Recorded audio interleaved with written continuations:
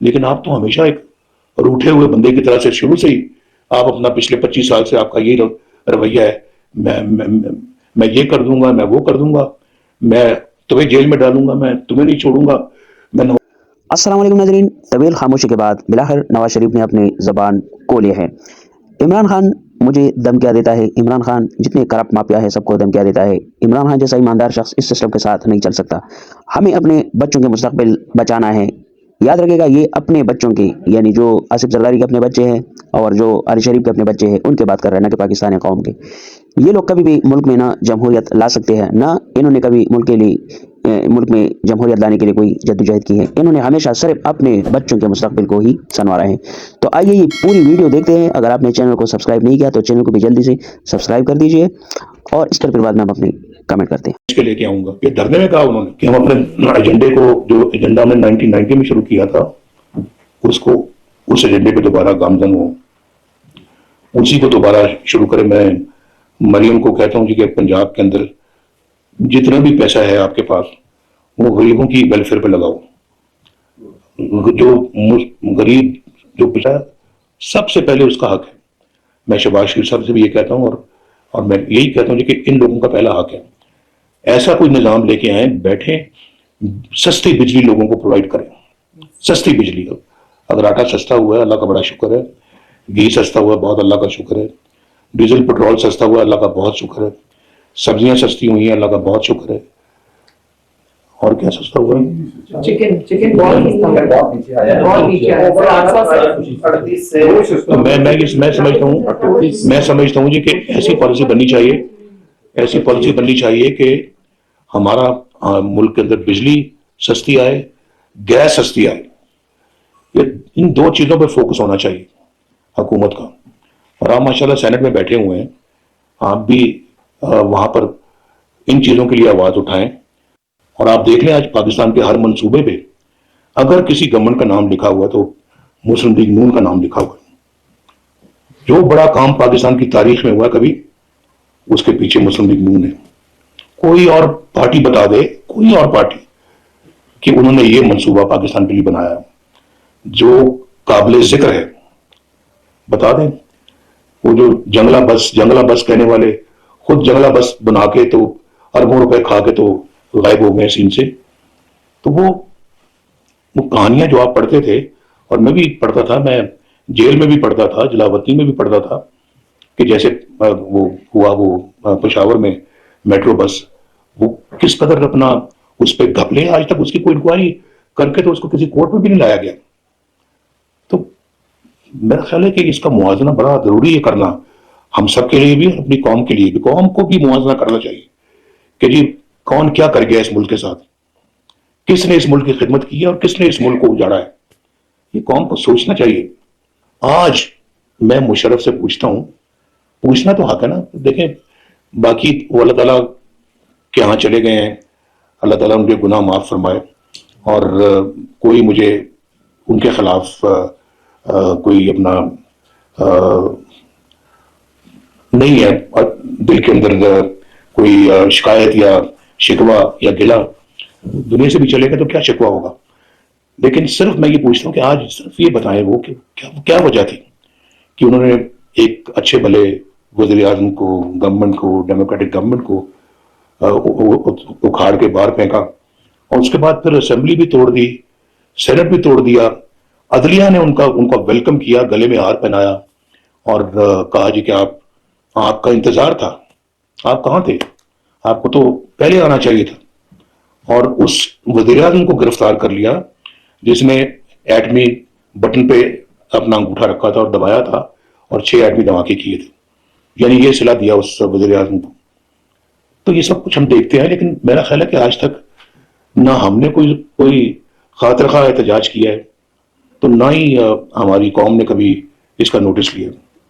تو میں سمجھتا ہوں کہ یہ چیزیں بالکل تاریخ سے ان کا بڑا گہرا تعلق ہے، اور ان کو فراموش نہیں کرنا چاہیے۔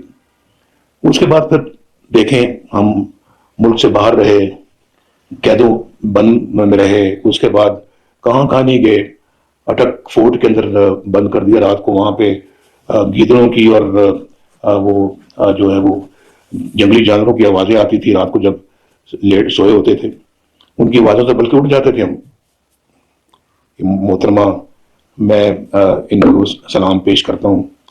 ये मुझे बराबर ये मेरी मजाज पुरसी करती रही, आती नहीं वहां पर, अटक फोर्ट में आती नहीं, कराची लांडी जेल में था वहां आती रही।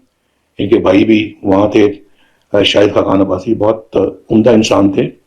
बड़ी जुर्रत के साथ उन्होंने जेल काटी मेरे साथ, बड़ी बहादुरी के साथ, और उफ तक नहीं कभी किया उन्होंने। मैं दाद दूंगा, उनकी पीठ के पीछे बात कर रहा हूं, लेकिन उन्होंने बहुत बहुत ही जुर्म के साथ, बहादुरी के साथ मेरा साथ भी दिया और जेल भी काटी और मसाइब भी बर्दाश्त किए। इनकी वालदा साहब हमारे लिए बहुत दुआ गो थी। तो ये जो जो सच बात है वो करनी चाहिए और कहनी चाहिए। तो ये मुझे वो वक्त याद आता है। तो अल्लाह के फजलो करम से हम भी मुतजलजल नहीं हुए। दुख काटे, मुसीबतें काटी, अल्लाह ताला ने वो वक्त भी गुजार दिया। के लेके आऊंगा, ये धरने में कहा उन्होंने कि हम अपने एजेंडे को, जो एजेंडा हमने 1990 में शुरू किया था, उसको, उस एजेंडे पे दोबारा गामजन हो, उसी को दोबारा शुरू करें। मैं मरियम को कहता हूँ जी कि पंजाब के अंदर जितना भी पैसा है आपके पास, वो गरीबों की वेलफेयर पे लगाओ। जो गरीब, जो पिछड़ा, सबसे पहले उसका हक है। मैं शहबाज शरीफ साहब से भी ये कहता हूँ, और मैं यही कहता हूँ जी कि इन लोगों का पहला हक है। ऐसा कोई निजाम लेके आए, बैठे, सस्ती बिजली लोगों को प्रोवाइड करें, सस्ती बिजली। अगर आटा सस्ता हुआ है, अल्लाह का बड़ा शुक्र है। घी सस्ता हुआ है, बहुत अल्लाह का शुक्र है। डीजल पेट्रोल सस्ता हुआ है, अल्लाह का बहुत शुक्र है। सब्जियां सस्ती हुई हैं, अल्लाह का बहुत शुक्र है। और क्या सस्ता हुआ है? चिकन बहुत सस्ता है, बहुत नीचे आया है, 838 से। तो मैं समझता हूँ जी कि ऐसी पॉलिसी बननी चाहिए, ऐसी पॉलिसी बननी चाहिए कि हमारा मुल्क के अंदर बिजली सस्ती आए, गैस सस्ती आए। ये इन दो चीजों पर फोकस होना चाहिए हुकूमत का। और आप माशाल्लाह सेनेट में बैठे हुए हैं, आप भी वहां पर इन चीजों के लिए आवाज उठाएं। और आप देख लें, आज पाकिस्तान के हर मंसूबे पे अगर किसी गवर्नमेंट का नाम लिखा हुआ तो मुस्लिम लीग नून का नाम लिखा हुआ है। जो बड़ा काम पाकिस्तान की तारीख में हुआ कभी, उसके पीछे मुस्लिम लीग नून है। कोई और पार्टी बता दे, कोई और पार्टी, कि उन्होंने ये मंसूबा पाकिस्तान के लिए बनाया जो काबिल जिक्र है, बता दें। वो जो जंगला बस कहने वाले, खुद जंगला बस बना के तो अरबों रुपए खा के तो गायब हो गए सीन से। तो वो कहानियां जो आप पढ़ते थे, और मैं भी पढ़ता था, मैं जेल में भी पढ़ता था, जलावतनी में भी पढ़ता था, कि जैसे वो हुआ, वो पेशावर में मेट्रो बस, वो किस कदर अपना उस पर घपले, आज तक उसकी कोई इंक्वायरी करके तो उसको किसी कोर्ट में भी नहीं लाया गया। तो मेरा ख्याल है कि इसका मुआवजा बड़ा जरूरी है करना, हम सब के लिए भी, अपनी कौम के लिए भी। कौम को भी मुआवजा करना चाहिए कि जी कौन क्या कर गया इस मुल्क के साथ, किसने इस मुल्क की खिदमत की है और किसने इस मुल्क को उजाड़ा है। ये कौम को सोचना चाहिए। आज मैं मुशर्रफ से पूछता हूं, पूछना तो हक है ना। देखें, बाकी वो अल्लाह ताला के यहाँ चले गए हैं, अल्लाह ताला उनके गुनाह माफ फरमाए। और कोई मुझे उनके खिलाफ कोई अपना नहीं है दिल के अंदर कोई शिकायत या शिकवा या गिला। दुनिया से भी चलेगा तो क्या शिकवा होगा। लेकिन सिर्फ मैं ये पूछता हूँ कि आज सिर्फ ये बताएं वो कि क्या वजह थी कि उन्होंने एक अच्छे भले वज़ीर आज़म को, गवर्नमेंट को, डेमोक्रेटिक गवर्नमेंट को उखाड़ के बाहर फेंका, और उसके बाद फिर असेंबली भी तोड़ दी, सेनेट भी तोड़ दिया, अदलिया ने उनका वेलकम किया, गले में हार पहनाया और कहा जी कि आपका इंतजार था, आप कहाँ थे, आपको तो पहले आना चाहिए था।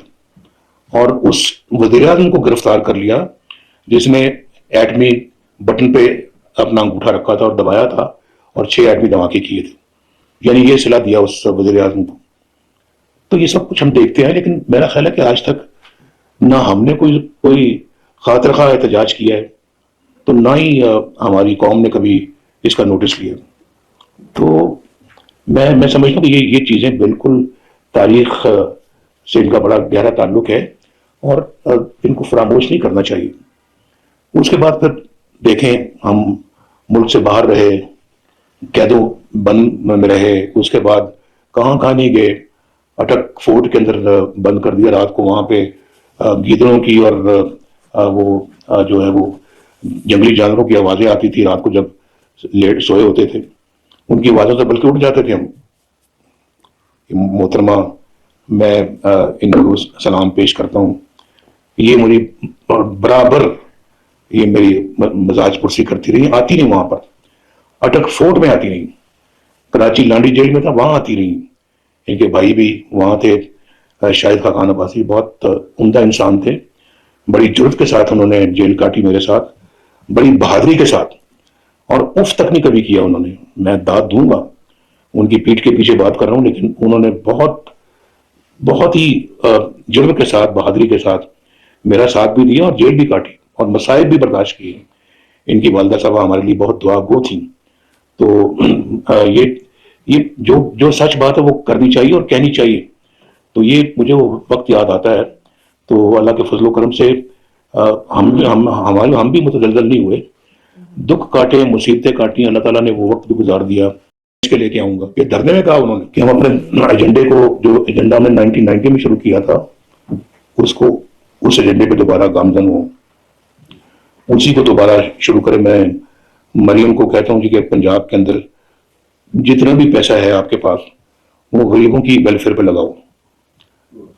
جو غریب جو پیسہ، تو ویڈیو آپ نے دیکھی ہوگی. یقیناً یہ لوگ پچھلے 4 دہائیوں سے اسٹیبلشمنٹ کے ساتھ مل کر باری باری سے اقتدار میں آتے ہیں. کبھی پنجاب کے وزیر اعلیٰ بنتے ہیں، کبھی ملک کے وزیر اعظم بنتے ہیں، اور ان لوگوں نے مل کر اس ملک کے ساتھ وہ کیا جو کوئی ان پڑھ اور جاہل بھی نہیں کر سکتے. یہ خود بھی جو ہے وہ پڑھے لکھے نہیں ہے. یاد رکھے گا یہ جو سسٹم ہے اس میں ہر وہ شخص چلتا ہے جو کرپٹ ہو، جو بدعنوان ہو، جو پاکستان کے ساتھ مخلص نہ ہو. اگر آپ پاکستان کے لیے کچھ کرتے ہیں، پاکستانی قوم کے لیے کچھ کرتے ہیں، تو یاد رکھے گا یہ امیج، یہ تاثر اس طرح بنانے کی کوشش کی جا رہی ہے کہ آنے والے وقت میں کوئی شخص جو ہے وہ پاکستان پر احسان نہ کرے. جو شخص جتنا کرپٹ ہو، جو شخص جتنا پاکستان کو لوٹے، جو شخص جتنا پاکستان کی بربادی میں کردار ادا کرے، اس سسٹم کو وہ اشخاص زیادہ پسند ہوتے ہیں. جو قوم کے لیے خدمت کرتے ہیں، جو پاکستان کے لیے خدمت کرتے ہیں، ان سے یہ سسٹم نفرت کرتا ہے. جو پاکستان میں اس وقت نام نہاد جمہوریت ہے، یہ کوئی جمہوریت نہیں ہے. کیا پاکستان میں کوئی اسلامی قانون ہے؟ نہیں. کیا پاکستان میں کوئی جمہوریت یا کوئی کفر کا قانون ہے؟ نہیں. پاکستان میں بالکل بدماشی ہے اس وقت، یعنی کوئی یہاں پر کوئی قانون مانون نہیں ہے. یاد رکھے گا یہ ظلم اور جبر کا نظام ہے. اس نظام نے ایسے ہی غرق ہونا ہے جیسا کہ فرعون غرق ہو گیا تھا. لیکن صرف جو پاکستانی قوم ہے، مظلوم قوم، اشرافیہ کبھی بھی اپنے فراٹے پر گھی کم نہیں کریں گے پاکستان کی، لیکن غریب سسوں کی روٹی چھیننے کی کوشش ضرور کریں گے. آپ اپنے رائے ہمیں کمنٹ میں ضرور دیجیے. اللہ پاکستان کا حامی و ناصر ہو. پاکستان زندہ باد.